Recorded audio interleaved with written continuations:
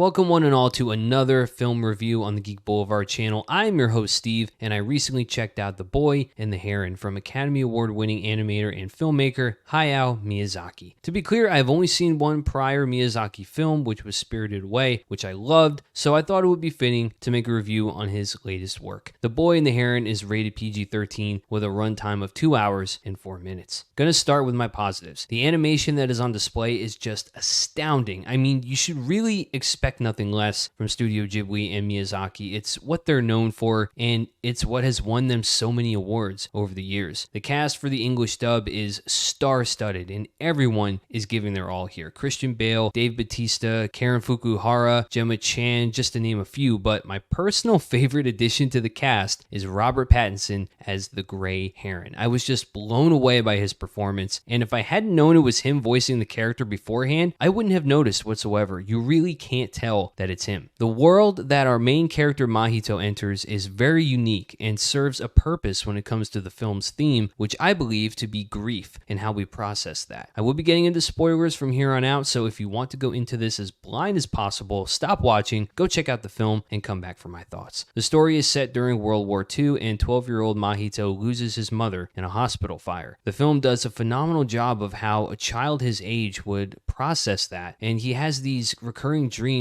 of his mother burning as he's trying to save her as much as he can, but he keeps failing. And while all this is going on, his father remarries with his mother's sister as she is pregnant with their child and moved to a mansion in the countryside to start fresh. It's a lot of change for him, and it's very scary as well. Mahito was brought into this strange world which kind of lies below the one we live on, as his stepmother Natsuko goes missing and ends up in this strange place. This journey to save his stepmother is also a journey of laying his grief to rest and going on living as his mother would have wanted him to do. It is a very personal tale of how we as individuals process a parent passing away unexpectedly. It's very difficult, especially when you're a child, a pain that no one should have to endure. Miyazaki made such a nuanced tale and showing that grieving process in a fantastical way. Another highlight is definitely the music. There's a recurring piano theme that plays throughout the film that always kind of just tugged at my heartstrings, and the music is composed by Joe Hisaishi, and I just thought he did such a phenomenal job. The music is all good, but that theme in particular I really loved. The only negatives I would say I have about the film mostly have to do with some characters that were introduced at certain points that I felt could have had some more fleshing out. The first is the Parrot King, which is voiced by Dave Bautista. The Parrot King comes into the story rather late and is not in the film for very long. There was a reason for him being there, of course, but I personally would have liked to see a more fleshed out backstory and insight into his motivations kind of leading up to those moments in the film. Also, Mahito is introduced to a character by the name of Lady Hime, voiced by Karen Fukuhara, who turns out to be a younger version of Mahito's mother. The problem with this is how Mahito reacts to this revelation, or rather doesn't react. It's clear that this is his mother, as she mentions that her sister, Mahito's stepmother, is in her world, while Mahito proceeds to talk about his mother passing away, who is clearly sitting right in front of him. He seems to know at the end of the film that she is his mother, but does not acknowledge it whatsoever throughout until that scene comes, and it was just a little confusing that he didn't really acknowledge that. Overall, I have to give The Boy and the Heron a score of 4 out of 5 stars. The English dub voice cast is star-studded and everyone brings their A-game, especially Pattinson, who is definitely the standout. Miyazaki's interpretation of grief is told in such a thematic and fantastical way that it is quite beautiful to watch. The animation is top-notch and the music is heartwarming and heart-wrenching all at the same time. However, characters such as the Parrot King and Lady Hime's roles in the story tend to be a little bit more confusing than satisfying to the overall plot. But now it comes down to you guys. What did you think of The Boy and the Heron? Have you checked it out yet? Let me know in the comments below what your favorite Miyazaki film is. Give me your top 5. Don't forget, if you like this video, give it a thumbs up and subscribe to the channel where I talk about my 2 favorite things, movies and video games. Until next time, folks, keep it classy